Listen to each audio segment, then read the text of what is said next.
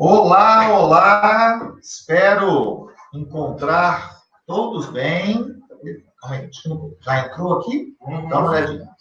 Isso, já estamos online. Bora começar a turma chegar. Sejam todos bem-vindos, bem-vindas. Estamos nos últimos ajustes. Ainda o professor Israel está com algum probleminha técnico aqui, que nossa equipe já está costurando, né? Nesse momento, nós vamos dando um olá aí a todos. Eu estou no Espírito Santo, em Vila Velha, numa terra gostosa, quente, calorenta, e a Regina está lá no sul, lá em Curitiba. Como é que está aí, Regina? Fala para os nossa turma aí, como é que está o clima, como é que estão as coisas aí? Olá, Vicente, que bom. Pessoal, professores, educadores que estão entrando em contato conosco agora, meu muito boa tarde, que todos sejam bem-vindos. Nós vamos falar sobre educação infantil. E como disse Vicente, aqui em Curitiba, outro clima, frio. Vicente está aí no calor de Vila Velha, dessa terra linda, onde tem praias maravilhosas. E eu aqui, o tempo nublado, o céu todo cinza, com frio, tô com 2 agasalhos, porque tá muito frio hoje em Curitiba. E vamos aí dialogar. Já, né? Quem está chegando agora, nós estamos só ajustando os últimos detalhes com o professor Israel. O professor Israel está se ajustando aqui para entrar na conexão, está tendo algum problema lá que minha equipe já está tentando ajustar, já está ajustando aqui com ele, já ele estará conosco. Hoje nós vamos falar sobre um assunto muito importante, né? Sobre a educação infantil, a escuta na infância, e o Israel, juntamente com a professora Regina, nós vamos complementar bastante, ajustar bastante esses detalhes aí. Sejam muito bem-vindos, muito bem-vindas, e é uma enorme satisfação. Estamos esquentando os bastidores do Instituto Conhecer, vamos fazer algumas lives, algumas gravações, algumas coisas para levar para o nosso público, levar para todos os professores e professoras do Brasil, os assuntos voltados para o Congresso Brincar. Quero dar um olá aí à turma que está entrando do Espírito Santo, Rio de Janeiro, Curitiba. Tem uma, né? Galera está chegando aí, muito bom, sejam todos muito bem-vindos. A turma do interior, um monte de amigos aqui, palestrantes entrando também, muito bom. É muito legal, todos prestigiando, né, Regina? Muito bacana. Estou aqui alinhando os últimos detalhes com o Israel, para o Israel também entrar. Então, sejam bem-vindos, a turma está esquentando. Mas ainda não conseguimos. Mas posso começando, então, se você quiser, a hora que você quiser. Eu acho que é legal, né, Regina? Enquanto ele não chega, até em respeito a todos, a turma vai chegando, vai aos pouquinhos dando o seu boa tarde aí, Tem uma turma bacana aí chegando, muito bem. Regina, vamos então começar com o nosso assunto, né, da educação infantil, a escuta da educação infantil. Conta um pouquinho para a gente como é que você vai, né, delinear os caminhos aí, o seu raciocínio, para que o grupo comece já a interagir conosco nesse importante assunto aí. Então, vamos lá, Vicente. Então, pessoal, para quem acabou de entrar, nós estamos aqui ao vivo, então, para falar um pouquinho sobre a educação infantil. Falar de educação infantil em tempos de pandemia é condição indispensável que todos nós façamos algumas reflexões. Primeiro, que a educação infantil ela é presencial. Como está previsto nas diretrizes curriculares, nós precisamos garantir os eixos da interação e da brincadeira. Logo, quando as aulas estão suspensas, não é possível que a gente utilize da tecnologia para educar nossas crianças. Mas também não quer dizer que a escola, que não está aberta, que está fechada agora, não possa criar um vínculo com a família e com a criança. Então, hoje nós vamos falar um pouquinho da educação infantil, do que é prioridade, mas penso que nesse momento é importante falarmos das nossas famílias. Então, enquanto Israel vai entrando, eu quero começar sobre a família. Por que nesse momento nós estamos preocupados com o que fazer com as nossas crianças em casa? E será que os pais estão, né, ajudando, cuidando, interagindo com as crianças? Eu quero começar com vocês fazendo a seguinte reflexão. Sabemos que a educação infantil, que a prioridade é o desenvolvimento das crianças de 0 a 6 anos para a vida humana. Sabemos que é a primeira infância, a prioridade para todos nós, né? Todos os educadores e para todas as políticas públicas relacionadas à educação. Mas, nesse momento, quando a escola não pode receber as crianças, a preocupação que vem à tona é como será que as famílias estão lidando com este momento. Tenho certeza que as famílias vão dar mais valor às escolas. Com certeza vão valorizar mais ainda o nosso trabalho lá no cotidiano das escolas infantis. Mas, educadores, que tal, então, contribuir com a família nesse momento, mandando algumas orientações, um videozinho, não de tarefa para a criança. Não é hora de mandar tarefinhas para pintar, recortar, colar. Não é isso. Eu acredito que seja mais importante falar da importância dos pais interagirem com os filhos, criando vínculos. Como? Primeiro, começando a organizar uma rotina diária. Não é porque a criança está em casa que ela vai ficar totalmente sem rotina. Precisa ter um horário para acordar, para se alimentar, um horário para que ela possa brincar, interagir, porque tem muitos pais que também estão trabalhando em casa, então precisa organizar essa rotina. E a rotina é fundamental para o desenvolvimento da criança. Mas, contudo, há uma grande preocupação que aumente nesse período, por exemplo, maus tratos à infância, ou então que ocorra violência doméstica, ou então que o pai não saiba garantir uma alimentação adequada às crianças. Eu sei que são muitas preocupações, mas vamos lá, com calma. Primeiro, precisamos garantir práticas parentais responsivas. O que seria isso? Colocar uma responsividade em relação às práticas. Eu não estou dizendo só de responsabilidade, estou dizendo de responsividade. Responsividade parental significa que esse é o momento que a gente sempre quis que os pais precisam se aproximar dos filhos no limite daquilo que eles podem fazer. Por exemplo, há pais que são semi-analfabetos que talvez, então, não consigam ler uma história para o filho. Então o professor pode encaminhar a leitura e a contação de uma história, que isso já ajudaria.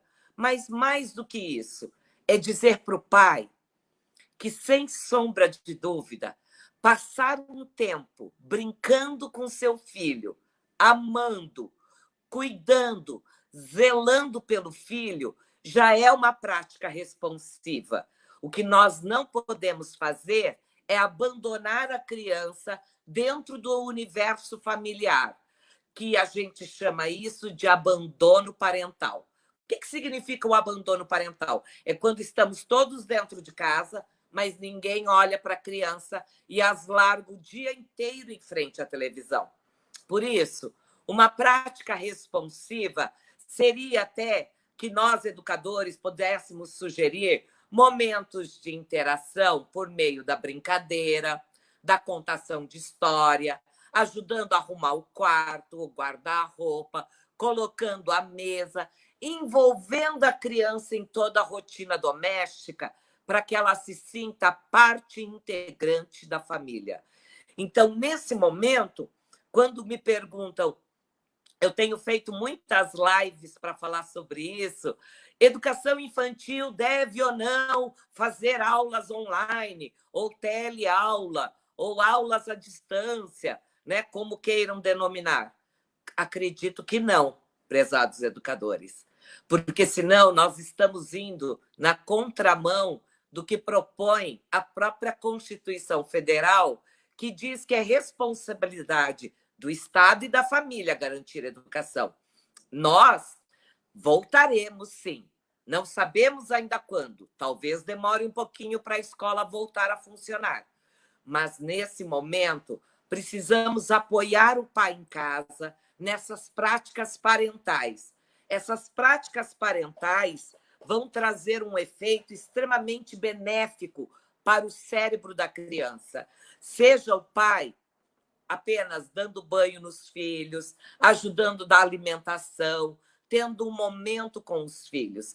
Então, por mais que o pai não saiba o que fazer com as crianças, tenho certeza que nesse momento da pandemia, o pouco que o pai fizer será valioso para as crianças.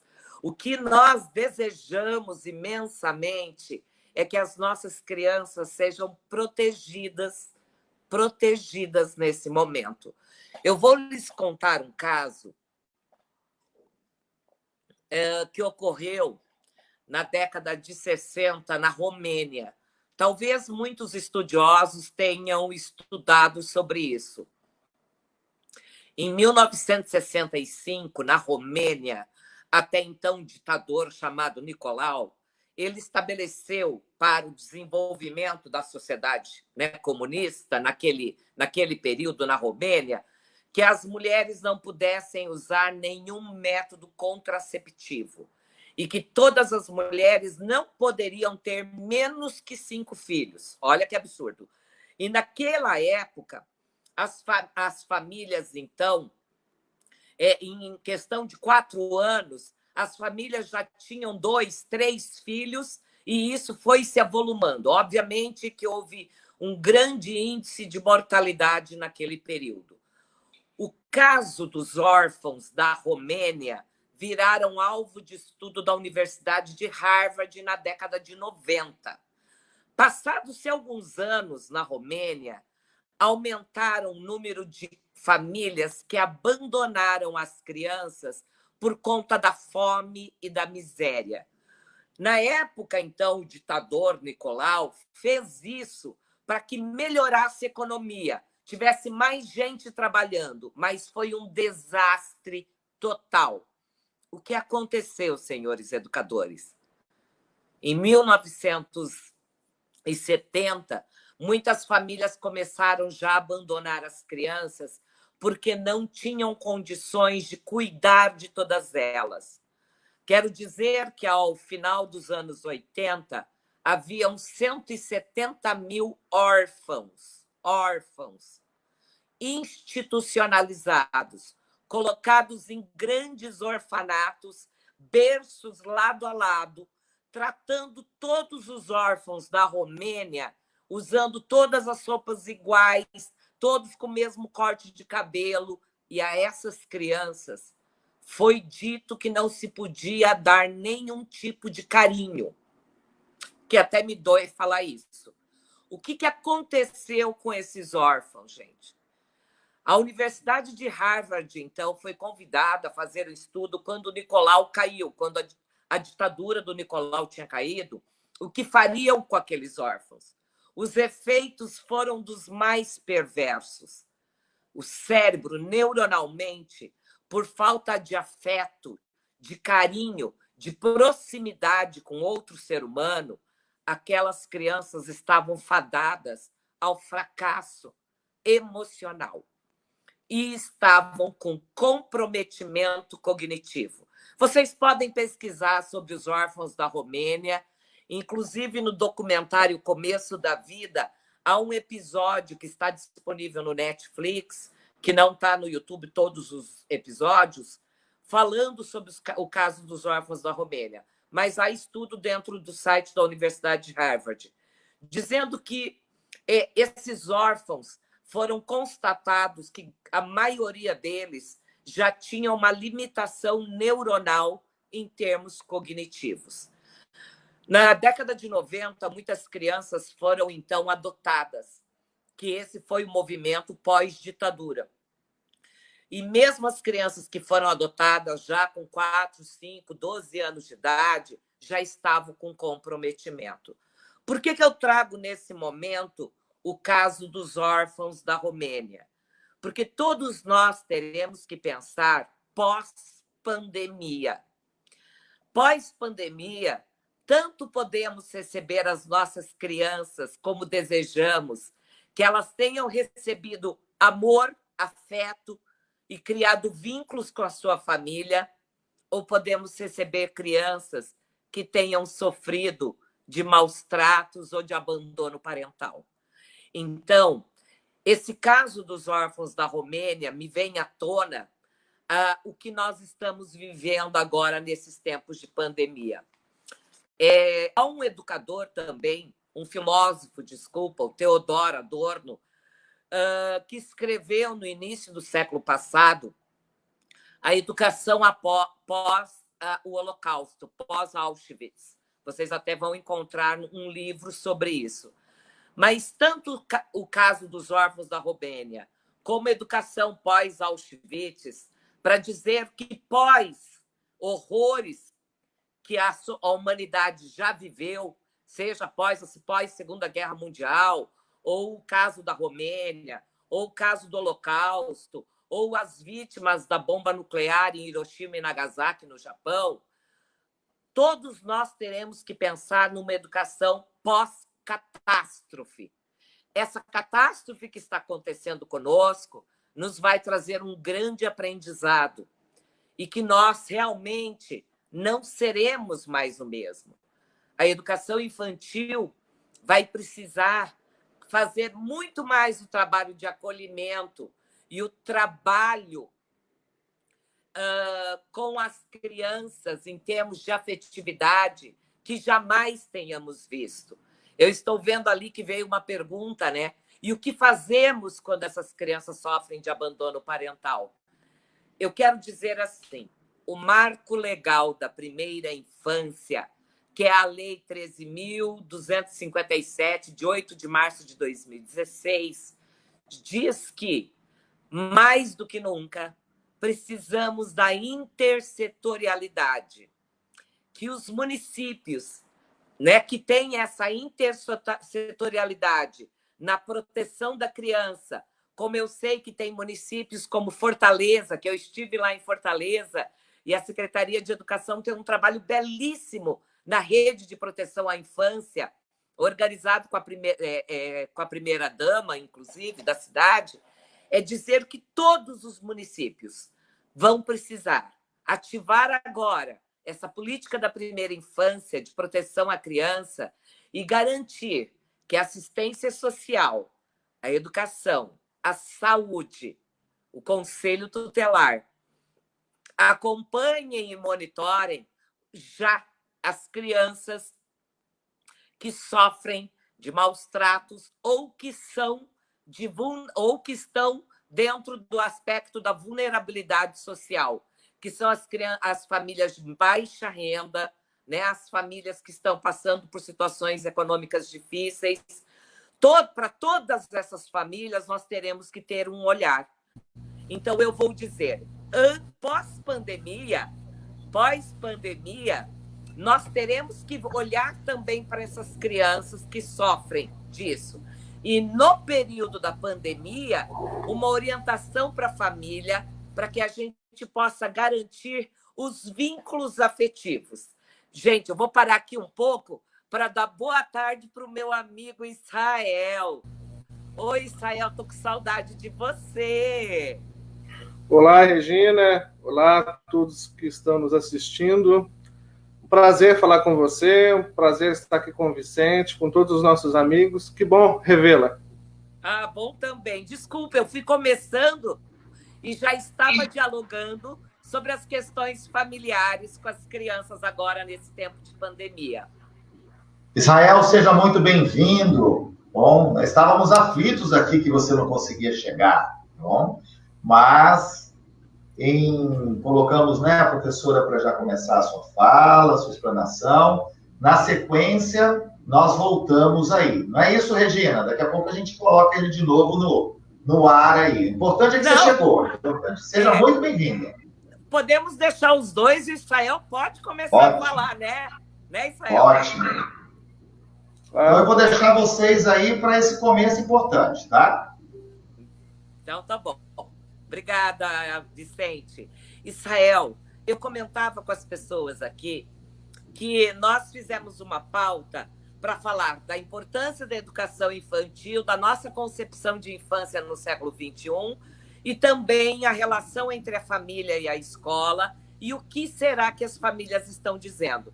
Eu aproveitei para trazer um pouco do caso dos órfãos da Romênia, para dizer da nossa preocupação que, nesse momento, as famílias possam criar vínculos com as crianças, que, aliás, o que a educação sempre quis é que todas as famílias pudessem participar mais da vida ativamente da criança e não as abandonassem em casa. Então, é um bom momento para que a família, através da brincadeira, da rotina, né, do afeto, do carinho, criem vínculos com seus filhos. Enquanto nós, educadores, não vamos nos preocupar com aulas online para criança, porque não tem nem cabimento, né, Israel? Sei que você é defensor da mesma ideia que eu comecei aqui hoje. Então, eu vou jogar a bola para você, para que a gente continue nesse nosso debate, tá bom? Excelente essa ponderação que a gente partilha. Eu acho que, mais do que nunca, é importante a gente compreender e aprender a valorizar o que é o profissional da educação, principalmente aqui, no nosso caso, falando da educação infantil. No Brasil, a gente criou uma certa dicotomia, tentando diferenciar o ensino da educação, e a gente tinha a tendência a dizer que a família era o local da educação e na escola era o local do ensino, como se a gente pudesse desassociar esses contextos por completo. Isso é incabível. É claro que cada uma tem uma função diferente, mas sempre foi função da família educar e também ensinar. Assim como nas instituições educacionais, elas também cumprem um papel importante na educação, apesar da sua função original, seu ensino. E agora, nesse contexto novo, se acentua essa dicotomia, primeiro, porque é algo novo. Eu, ao menos, não me recordo de termos vivenciado algo parecido com o que está acontecendo agora. E, de repente, nós estamos ouvindo uma série de proposições, inclusive absurdas, né? Como se pudéssemos substituir a função do professor, que é algo extremamente importante, que é peculiar, que é sensível, que é corpóreo, por algo online, por exemplo, que é um absurdo, né? Os pais não são pedagogos, né? Os pais são pais. E isso é fundamental a gente ressaltar no dia de hoje, né? Então, não é o momento de nos utilizarmos dessas ferramentas tão importantes para encher as famílias de atividades, com apostilas e assim por diante, principalmente se tratando de educação infantil, né? Eu acho que a aproximação tem que ser feita, primeiro considerando um vácuo enorme histórico que nós temos, porque nós não aprendemos a lidar com as tecnologias a fim de que tenhamos um desempenho autônomo, né? Ao que me percebe, nós temos, de certa forma, usando a tecnologia para distribuir mais conteúdo, para repassar conteúdo, isso não é a proposta, né? Vai virar uma escola conteudista ou então nós vamos para essa pedagogia participativa, né? Que é algo completamente comprometedor. E outra, vamos pensar que dentro da infância, aí surge a ideia do que fazer, e aí surge um termo técnico como que é currículo, né? E o que é mais importante nesse momento é reconhecer a amplitude do que é currículo na educação infantil, né? Então, os pais que estão com as crianças em casa devem compreender que desde que a criança acorde, se eu cuido da higiene pessoal dela, se eu cuido para que ela esteja bem alimentada, para que essa rotina seja rica, que eu tenha um ambiente onde eu possa diversificar essa rotina, que eu não permita que essa criança fique o tempo todo exposta à tela, à TV, que eu possa diversificar as minhas práticas e compreenda que a criança aprende o tempo todo nas relações, nas interações, compreendendo a amplitude do que é o currículo para a infância, aí a gente está cumprindo a nossa parte. O que a gente não pode agora é elencar um conjunto de tarefas e de atividades como se fosse este o currículo completamente desmembrado, desconectado da vida, e agora colocar os pais desesperados para cumprirem isso. Seria um equívoco enorme da nossa parte. Então, era sobre isso que eu vinha dizendo, né? E minhas ideias, eu tenho certeza, porque nós dois somos estudiosos da educação infantil e compartilhamos da mesma filosofia, né? Temos leituras muito semelhantes. Israel, você foi muito feliz em dizer que pais e mães não são pedagogos. Aliás, se forem, vão roubar nosso lugar aqui, né, como educadores. O papel deles, nesse momento, é de parentalidade, né? É de educar em casa e que, por mais pouco conhecimento ou nível cultural menos favorecido, todo pai quer proteger sua cria nesse momento dessa pandemia e ele vai ter que se ocupar do filho dentro de casa. O que a gente precisa dizer é bem o que você falou e que eu falo sempre nos meus cursos, né? Afastar a criança da tela é fundamental. Eu sei que é inevitável nesse momento que o pai ligue a televisão, mas ligue a televisão ou coloque o filho diante do celular. Mas a gente tem que tentar evitar um pouco, porque esse excesso vai acontecer o que aconteceu com os órfãos da Romênia, que eu dizia, que é esse abandono parental, né? Esse abandono que a gente faz com a criança. A criança precisa de outro adulto interagindo com ela. Na escola, as crianças têm experiências de aprendizagem, mas em casa, as crianças também podem aprender com a experiência de colocar a mesa, lavar uma louça, cuidar de uma planta, né? Pular corda, fazer batucada com a panela. Se não tem brinquedo, aproveite as embalagens vazias, porque a gente está gerando um monte de lixo nesse momento, né? Então, aproveite as embalagens, vai brincar com essas latas, com essas sucatas. Eu acho que é isso que nós, educadores, podemos fazer. A escola está de porta cerrada, mas a educação não parou, não, gente. Né? É dever do Estado, sim, educar, mas é dever da família também. Então, é o que o Israel está dizendo. Israel, vamos agora pensar, então, dentro do que a gente tinha se proposto, eu estava falando da importância da parentalidade e da responsabilidade e da responsividade parental, que é importante. Eu queria dar uma sugestão para os educadores, depois você diz ali. Eu tenho dito aos educadores nas minhas lives, grave um videozinho para o pai e diga, pai, que tal hoje você contar causos e histórias? Se você não sabe ler e nem tem livro de literatura infantil em casa, conte suas histórias de quando você era criança. Relembre as brincadeiras da sua infância, como parlenda, trava-língua, quadrinha popular, histórias, causos, anedotas, e aproveite para trabalhar com o seu filho. Isso vai ajudar na linguagem, né, na corporeidade.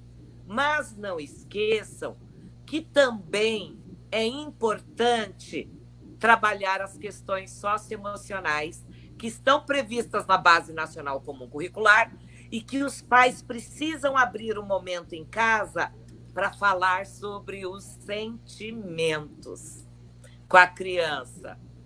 tudo bem, porque tem horas que a criança vai estar com raiva que a escola está fechada.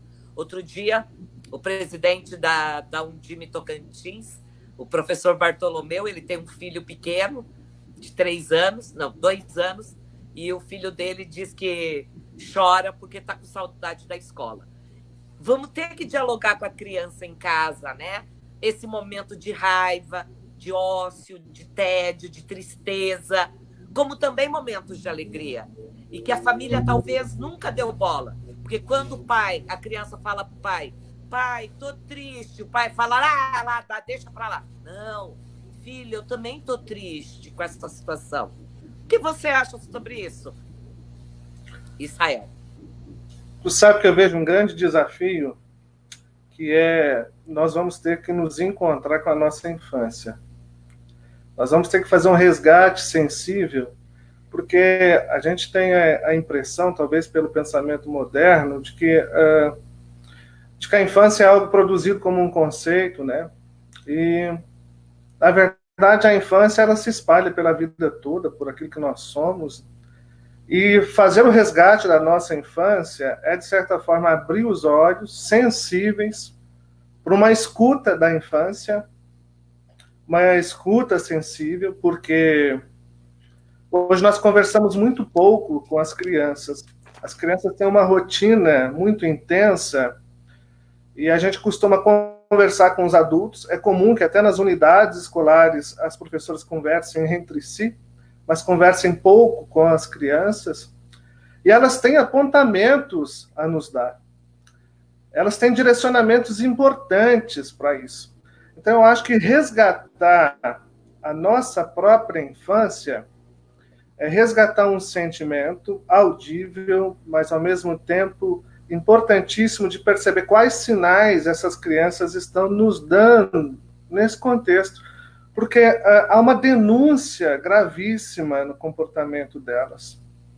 E agora, como pais, aí você ressalta a importância de alguns valores da parentalidade, para que as coisas não se percam, eu acho que os pais vão ter que fazer um exercício de rever esse contexto, rever o que é a criança, para que a gente não possa tornar uma relação empobrecida, né, em que eu consiga, de certa forma, dar conta desse tempo que agora ela está à minha disposição.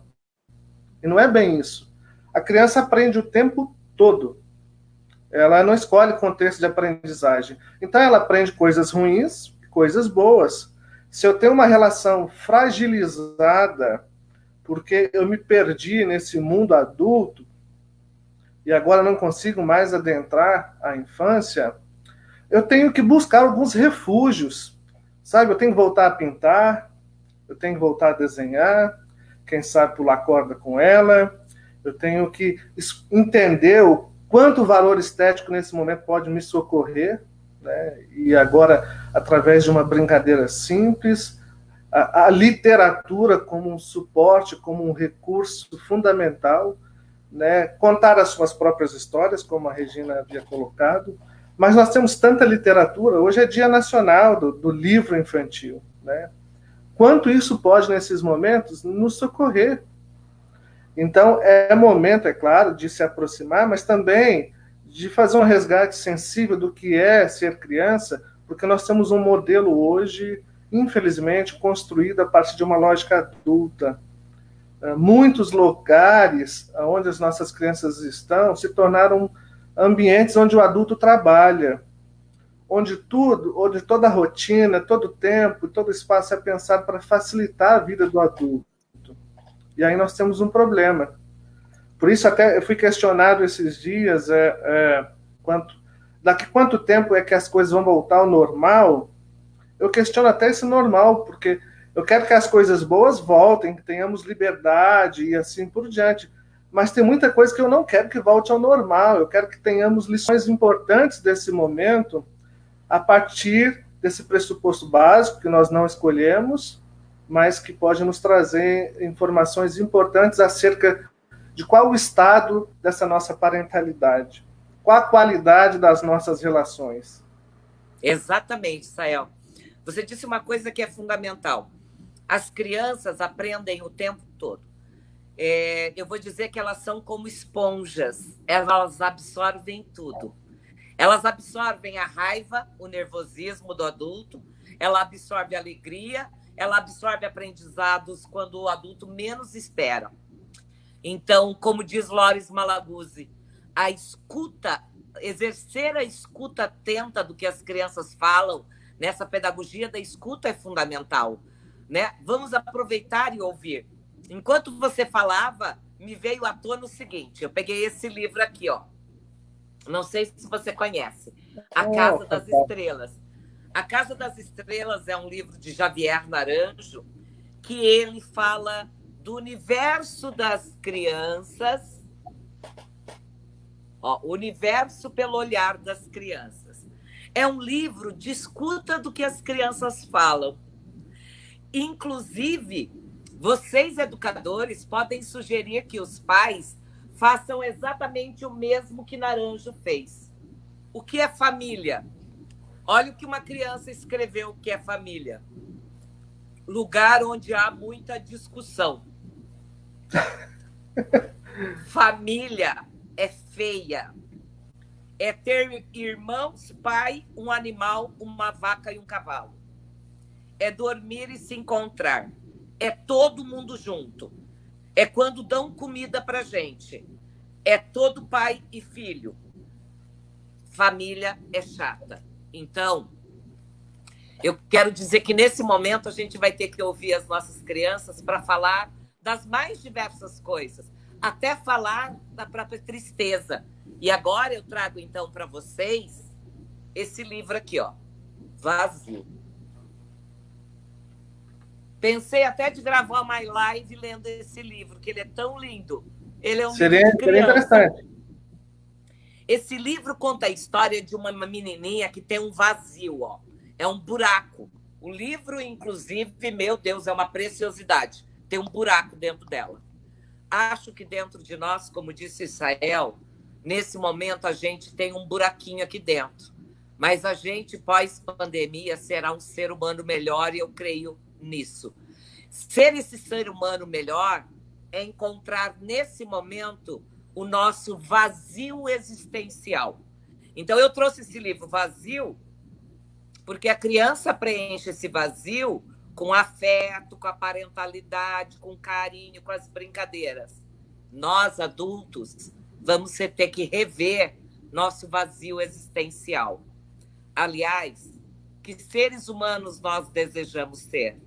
Nesse momento, um ser humano que tenha mais compaixão pelo outro, que saiba que a nossa saúde é tão fragilizada, que sem ela a gente não vive, que é mais importante agora as relações humanas do que qualquer outro bem material. Eu, por exemplo, não usei um par de sapato, que eu tenho guarda-roupa cheio lá. Para quê? Né? Que nesse momento mais importante são essas relações humanas. Então, dialogue com as crianças sobre o vazio, dialogue consigo mesmo, no seu autoconhecimento. O que é que eu quero para a minha vida? Qual é a minha razão de viver? O que é que eu faço nesse mundo? E não se preocupem com um monte de tarefa para as crianças, não. Que a prioridade agora é revermos nossos vazios. Por isso, Regina, que existem algumas pessoas, a gente é questionado o tempo todo, né, de qual o estado de aprendizagem das crianças nesse tempo, uma vez que esse tempo tem se estendido. E eu quero reforçar isso para os pais que estejam nos assistindo, né? Nós não estamos privando as nossas crianças de acesso ao saber e ao conhecimento quando nós garantimos algumas coisas que são básicas. A educação infantil está a serviço da vida. Ela não é um processo vaidoso, científico, que tem um valor em si mesmo. Não, o valor em si mesmo está na infância, está na vida. Então, se eu tenho o cuidado, porque o ambiente propício ao desenvolvimento da criança é um ambiente afetuoso e amoroso. E isso implica naturalmente em cuidado.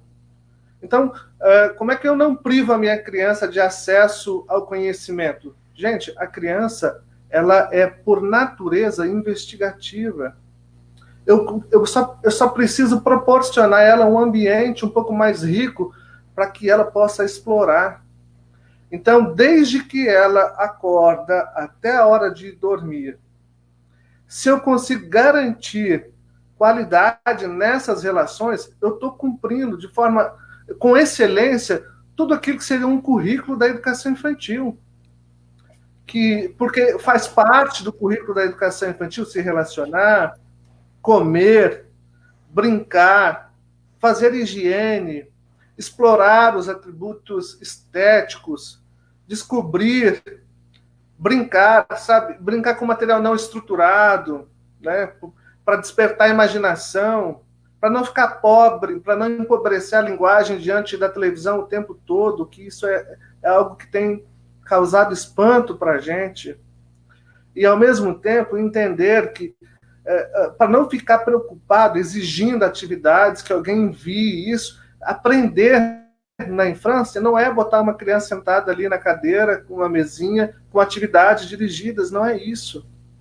Por isso, muito menos a via online vai suprir essa necessidade. A via online, ela desconsidera as particularidades, as singularidades, o ritmo de cada criança, porque o que é feito no computador é igual para todo mundo. E na educação infantil, ou em qualquer nível da educação, aquilo que é singular, que é próprio do olhar, da relação única, é fundamental no desenvolvimento e na aprendizagem. E hoje é tempo dos pais gastarem tempo com as crianças, na medida do que podem fazer isso, para garantir que esse currículo, que às vezes estava tão distante deles enquanto as crianças estavam nas unidades infantis, façam parte agora do cotidiano. Então, como é que eu sento com essa criança? Quanto tempo eu gasto com ela? Qual a qualidade da minha refeição com ela? Faz toda a diferença, isso é currículo. Então, é por isso que eu tinha contado o caso dos órfãos da Romênia, porque os órfãos da Romênia, o estudo foi mapeado pela falta de afeto que elas tiveram, de serem abandonadas lá de forma institucional. Que por isso, gente, só do pai estar com a criança em casa já é um ganho, gente, né? E assim, existe uma pressão legalista muito forte, tá? Gente, vamos pensar o seguinte, nós temos pela lei 200 dias e 800 horas, isso num período comum. Isso foi estipulado para garantir, de forma social, que essas crianças tenham direito a acesso à aprendizagem, porque nós temos um país muito desigual. Então, essas metas são estipuladas no intuito de garantir um conjunto de coisas para essas crianças. Agora, nós estamos vivendo num contexto onde as coisas não estão normais, né? Isso nunca aconteceu dentro da história. E a LDB, de certa forma, vem trabalhando já há algum tempo na contramão desse conteudismo, sabe, dessa relação de aprendizagem empobrecida. Então, é momento, quem sabe, da gente aprender uma lição para nunca mais se perder.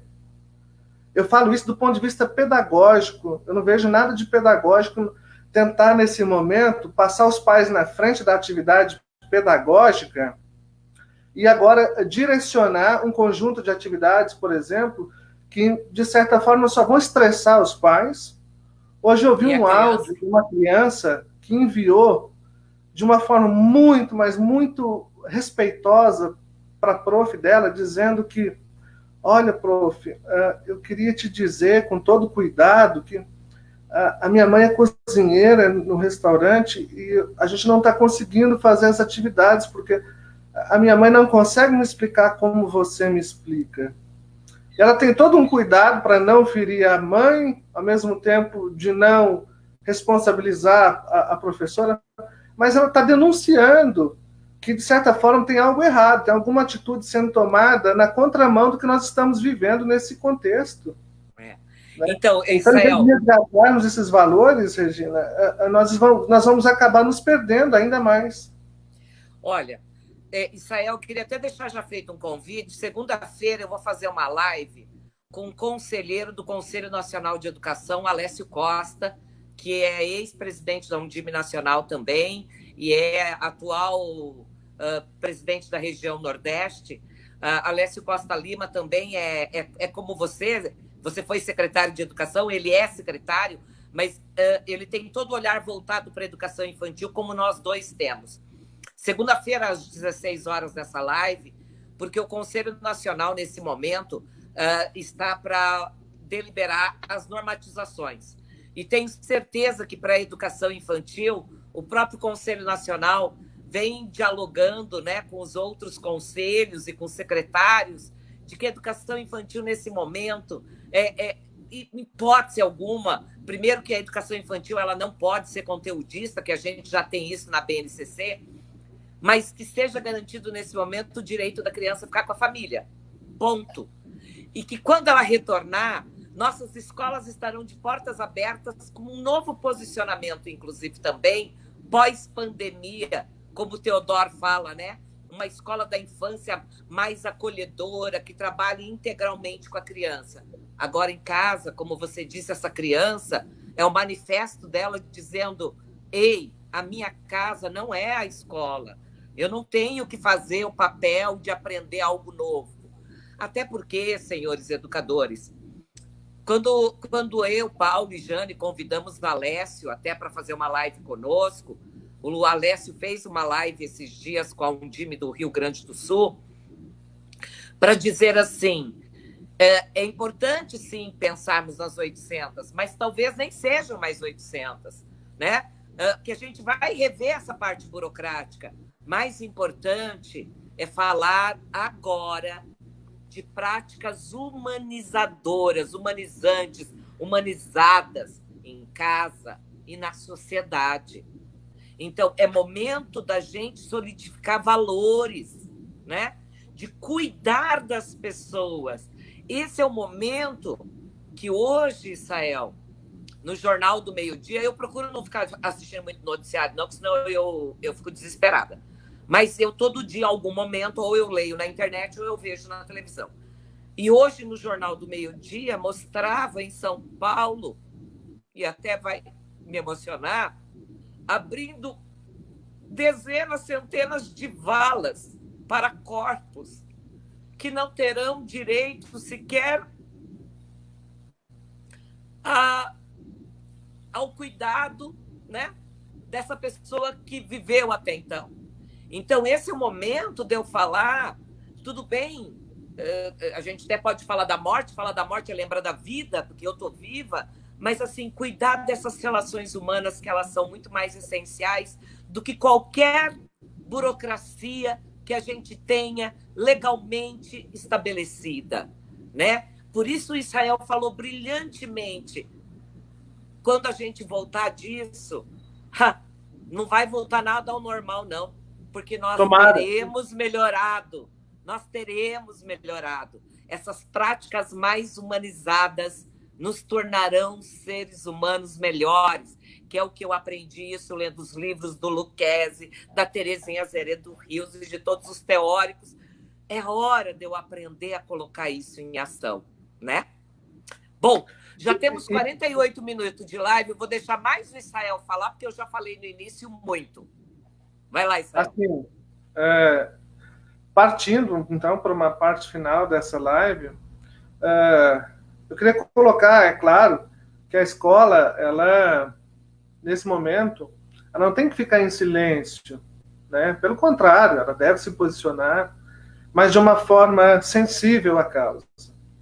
Eu acho que esse vínculo as pedagogas podem fazer quando mandam um vídeo, quando mandam uma brincadeira, quando contam uma história e enviam, para dizer, olha, nós estamos aqui, estamos distante, mas nós estamos aqui.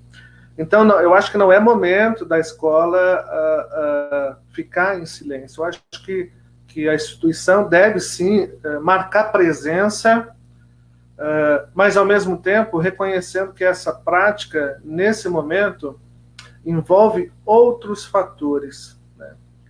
E isso, enquanto desdobramento, que agora vai acontecer em casa, né, serve para a gente refletir nesse contexto e, de certa forma, aprender que a gente nunca pode partir para uma relação achando que a gente é que sabe tudo, principalmente quando a gente se relaciona com a criança. Eu acho que é um gesto de desamor partir para uma relação com uma criança a partir do pressuposto de que o adulto é quem sabe tudo. E não encarar que essa criança tem agência, tem vontades, que essas crianças têm os seus interesses. A gente não pode desrespeitar nunca a nossa nova concepção de infância que a base traz, que é muito rica, de uma criança que interage e modifica o meio. Isso a gente tem que permitir. Nós talvez temos uma geração que foi educada num conceito diferente de infância, onde a criança era dirigida o tempo todo a partir da vontade do adulto e não era ouvida. Mas hoje eu acho que não dá mais para conceber esse modelo. Então, partir para a criança como um gesto humilde de ouvi-la é, de certa forma, se descobrir enquanto ser humano, porque a criança tem muito a nos oferecer, e a partir disso propor novas práticas a partir dessa relação. Né? Vocês viram uma cena bem interessante de uma criança que tentava o tempo todo chamar a atenção da mãe, porque a mãe ficava o tempo todo no celular, e ela, mesmo com dificuldade de articular as palavras, ela dizia assim: mãe, deixa o alô aí, pedindo para que a mãe se desgrudasse um pouco do celular. Ela falava, deixa o alô aí. O alô era a forma que a criança tinha de se referir ao celular. Então nós temos hoje uma relação, ou melhor, nós temos uma oportunidade de aperfeiçoar as nossas relações. E nós vamos ter que reaprender algumas coisas importantes. O Malaguzzi dizia algo que é importante, a gente é fã, né, do Malaguzzi, a partir das 100 linguagens, mas ele dizia que a arte, e aqui a gente fala do pressuposto estético, é guardiã da felicidade da criança. E o Heráclito dizia uma coisa muito interessante, que a natureza ela ama se esconder, mas se tratando da criança, é um universo gigantesco, sabe? É um verdadeiro parque de diversões para a criança explorar. Né? E se a gente permitir agora, através de um simples ambiente que a gente prepara à noite para conviver com essa criança no outro dia, para que a gente não fique saturado da mesma coisa, a gente vai descobrir muita coisa boa nessa relação. E mais do que isso, vai perceber que nesta aprendizagem da criança, nós vamos também aprendendo a lidar com isso e propondo agora aquilo que verdadeiramente é significativo e pertinente. Porque é assim que a criança aprende, né? É na interação daquilo que verdadeiramente é pertinente para ela. O restante, de certa forma, ela vai eliminar aquilo. Uhum. Então, é um ambiente rico, e aqui, Regina, direcionando já a minha fala para o final, dizendo que nós usemos bem as ferramentas hoje, quem sabe para instruir os nossos profissionais, elas estão aí à disposição. Mas quando olhar para a criança, vamos respeitar a dignidade da criança. Não vamos perder de foco o nosso conceito de infância. Vamos guardá-las das partes ruins desse tempo. Elas não são objeto dos nossos tratos e das nossas intenções. Né? Nós temos que respeitar a singularidade de cada uma, o ritmo de cada uma, o seu contexto emocional, e as suas perspectivas de vivência que são fundamentais. Aqui eu já vou assim quase que partindo para o final e quero deixar que você ou Vicente aí faça as considerações. Eu queria, Israel, você foi maravilhoso dizendo vamos respeitar o que é ser criança. Ser criança é aquele ser que, como diz a base, que tem direito de brincar, de explorar, de participar, de expressar-se, né? Que é tão importante. Eu escolhi um poema de Tiago de Mello, que tem tudo a ver com o que você estava dizendo agora. Mesmo a gente longe, a gente tem tanta sintonia no nosso trabalho e na ressignificação desse ser que é ser criança, para a gente repensar a nossa vida. Tiago de Mello tem um poema que ele diz assim: não tenho o sol escondido no meu bolso de palavras, Sou simplesmente um homem para quem já a primeira e desolada pessoa do singular foi deixando devagar e sofridamente de ser, para transformar-se muito mais sofridamente na primeira e profunda pessoa do plural. Primeiro, deixar de sermos singulares, vamos pensar no plural. Não importa que doa, ele diz no poema dele. É tempo de avançar de mãos dadas, como quem vai no mesmo rumo, mesmo de longe, ainda esteja. Tempo de aprender a conjugar o verbo amar. Nunca houve um tempo tão bom para a gente poder cultivar o amor, os afetos, o carinho. Por isso, quando eu comecei com os órfãos da Romênia, foi para dizer que nossas crianças precisam sentir amadas, ser amadas, ter afeto. Isso é o que a família pode dar agora. Não é papel, não é atividade, né? É o desejo de estar junto, como eu estou, né? De estar junto. Eu só queria mandar um abraço para todo mundo que entrou nas lives, para o meu amigo Daltro Monteiro, que está ouvindo aí também, né? Que está participando. E eu vou dizer assim, educadores, o que eu posso fazer nesse momento que eu estou na minha casa? Eu trabalho há 35 anos com educação infantil. No meu site da Maná Educacional, Israel, eu criei um monte de sugestões para os pais. Desde fazer batucada com as panelas, fazer massinha de modelar, brincar no barro, cantar, lembrar das parlendas, histórias. E eu convidei a minha amiguinha Duda Encanta, que é uma contadora de história que tem 9 anos. Você a conheceu pessoalmente, a Duda Encanta. Ela gravou umas historinhas para contar para as crianças. Mas assim, o que eu tenho feito é dizer, agora você pode dar umas dicas para os pais, para que eles tenham responsividade parental. Responsividade parental é que eles tenham atitude agora de serem pais. Aquele que cuida, aquele que protege, aquele que ama. Obrigada, Vicente Falcão, por propiciar esse momento, né? Que é falar aqui com vocês. A tecnologia traz benefícios para nós agora, adultos, né? Nesse momento.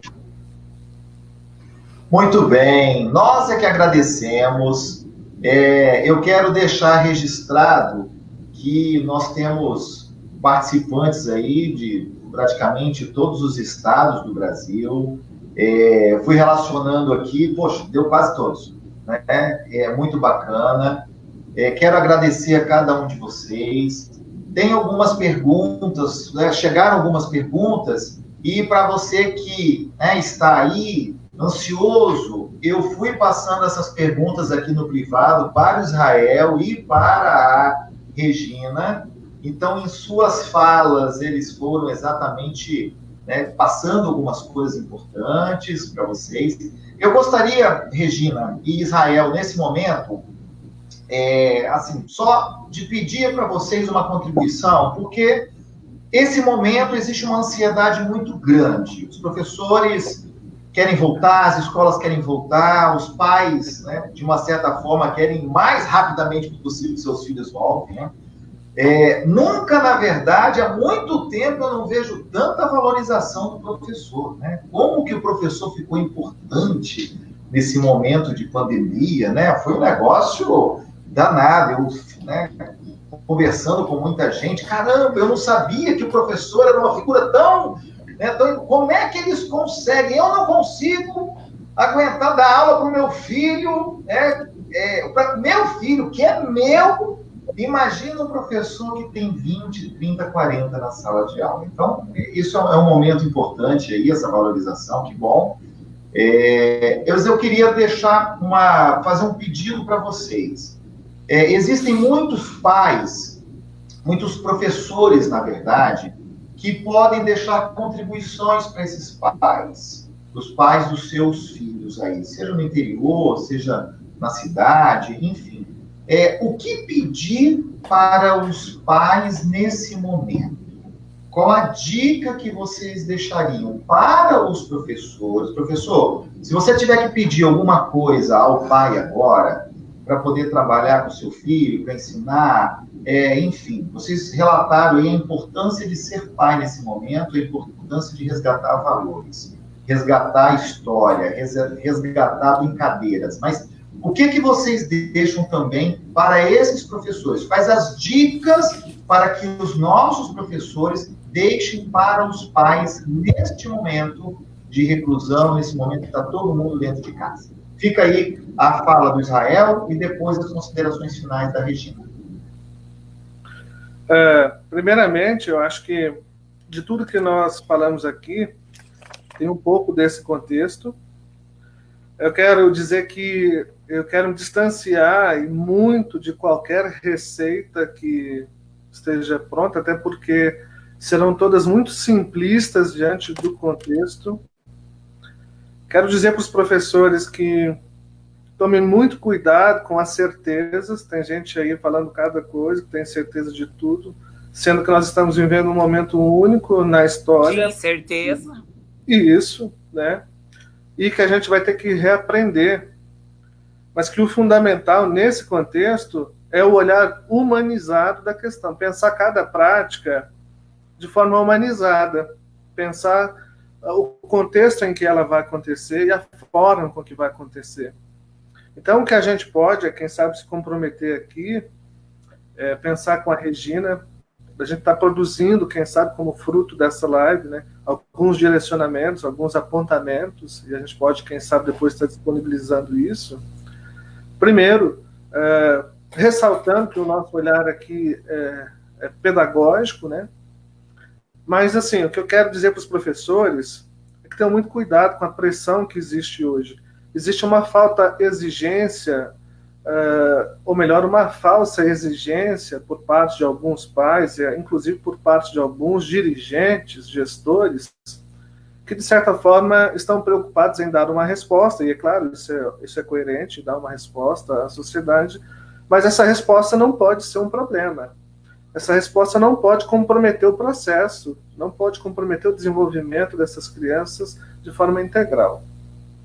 Então, a minha resposta vai ser via estética. Eu vou ler também aqui, em 5 segundos, um textinho que eu escrevi, um poema que eu escrevi.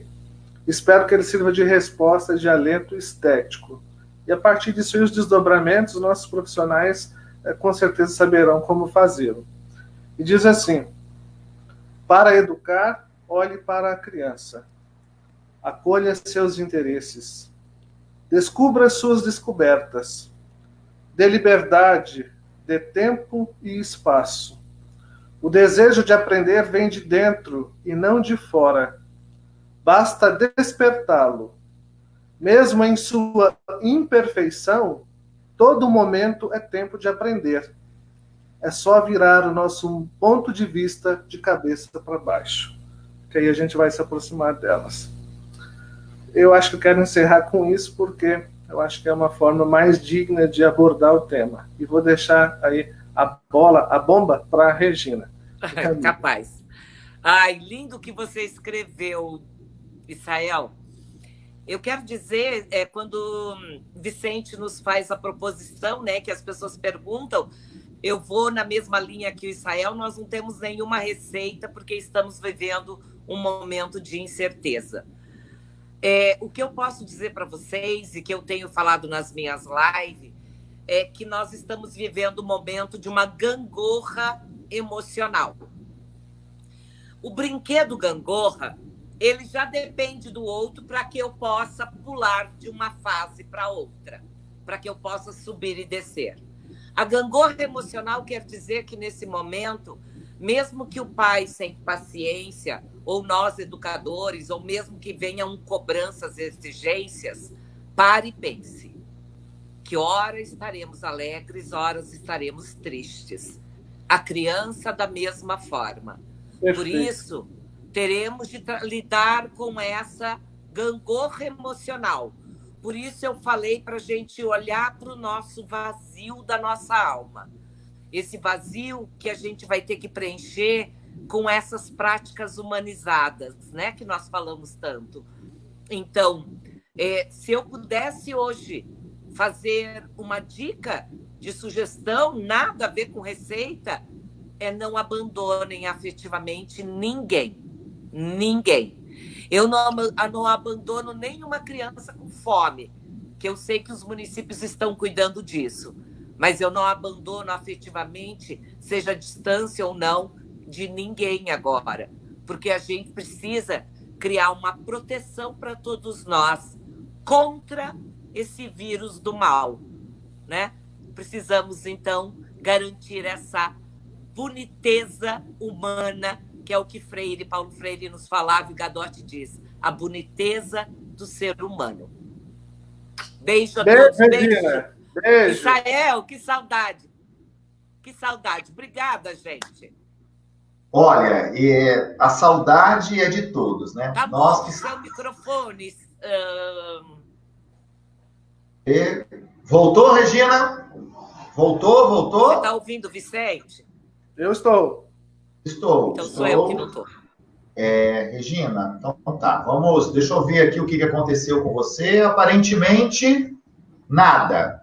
Né? A equipe já vai começar a vir aqui. Olha, eu quero agradecer a cada um de vocês o nosso muito obrigado.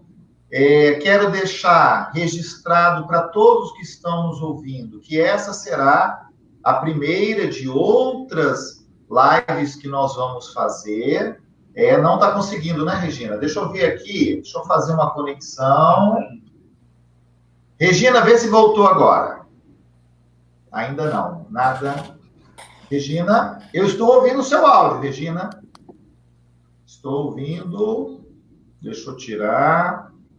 Vamos fazer uma coisa aqui. Fazer um teste com a Regina aqui, ver se ela volta, hein? Regina, ó, eu tirei o áudio todo dela. Vamos colocar novamente. Regina, conseguiu ouvir? Muito bem. Vicente, eu estou vendo que algumas pessoas estão pedindo aqui o poema. Eles podem entrar no meu Instagram, @IsraelBoniek. O poema está disponível no Instagram. Ótimo. Eu ia, inclusive, pedir isso para a Regina também. Regina leu alguns momentos importantes aí, alguns textos, poemas, enfim, né? Se a gente pode depois divulgar para eles. Regina, onde que o pessoal acha você? No meu Insta, @Regina Chudo, ou no meu site, amanaeducacional.com.br. Muito bem. Israel, onde acham você, Israel? Conta para nós. Nós temos a fanpage, né, que é Israel Boniek. Temos um site, www.israelboniek.com.br. E no Instagram, @IsraelBoniek. Muito bem. Olha, muitas pessoas estão perguntando assim, meu Deus, eu queria que meus pais ouvissem essa live, esse momento, esse bate-papo. Olha, eu quero deixar registrado que nós vamos pegar esse vídeo aqui, nós vamos editar, dar uma arrumadinha nele, e a partir de segunda-feira nós vamos publicar, deixar ele já disponível no YouTube, ok? Quero pedir autorização à Regina e autorização a Israel, tá bom? Essas são as contribuições do Instituto Conhecer, essas são, né, as contribuições do Congresso Brincar para esse momento. Já quero deixar aqui o convite para que vocês possam retornar, tá bom, Regina? Tá bom, Israel? Trazer outros nomes, outro bate-papo, né? Nós precisamos muito alimentar essa nossa rede de professores com informações importantes, maravilhosas, como foi essa live de vocês. Meu muito obrigado pelo convite. Quero deixar registrado também que o Congresso Brincar, breve estará retornando. A Regina e o Israel estarão conosco no Congresso Brincar do Espírito Santo, no final de agosto. Espero que tudo dê certo, que a gente possa estar de volta, né, Regina? Convidar aí para vocês virem comer uma moqueca capixaba, né? Aquela moqueca maravilhosa que só tem aqui, não tem jeito, né? Amo! Isso! E também teremos o Congresso Brincar esse ano no Rio de Janeiro, que estamos aguardando os ajustes, mas provavelmente, se tudo der certo, será em agosto. E o Congresso Brincar em Minas Gerais, que também vai ser mais no finalzinho do ano. Estamos ajustando os últimos detalhes aí, provavelmente em novembro, que é a nossa programação. Quero deixar meu abraço, meus agradecimentos, agradecimentos de todos os professores do Congresso Brincar, os professores do Brasil que estiveram presentes, aqueles que quiserem nos acompanhar. Nós vamos estar com muitas novidades no Instagram do Congresso Brincar, tá bom? Congresso Brincar, no Facebook, também no YouTube. Aqueles que quiserem acompanhar o meu trabalho também podem procurar o Vicente Falcão no Instagram, no Facebook, que estaremos, né, à disposição. E essa live vai estar disponível lá no meu, como no canal de todos os palestrantes aqui. Eu estarei disponibilizando ela na semana que vem, tá, Regina, tá, Israel? Para que vocês possam colocar nos canais de vocês também, tá legal? Essa é a nossa contribuição, tá bom? Um grande abraço, um excelente final de semana para quem nos assiste e principalmente para vocês aí, professores. Muito, muito, muito obrigado pelas contribuições. Valeu! Obrigada, Vicente. Obrigado. Tudo de bom. Obrigado, Regina. Beijo. Grande beijo, um grande abraço. E obrigado a cada um que esteve presente conosco até agora. Valeu, tá? Super abraço. Encerramos nesse momento e semana que vem tem mais. Semana que vem tem mais novidade. Nos acompanhe. Tudo de bom. Tchau, gente. Valeu.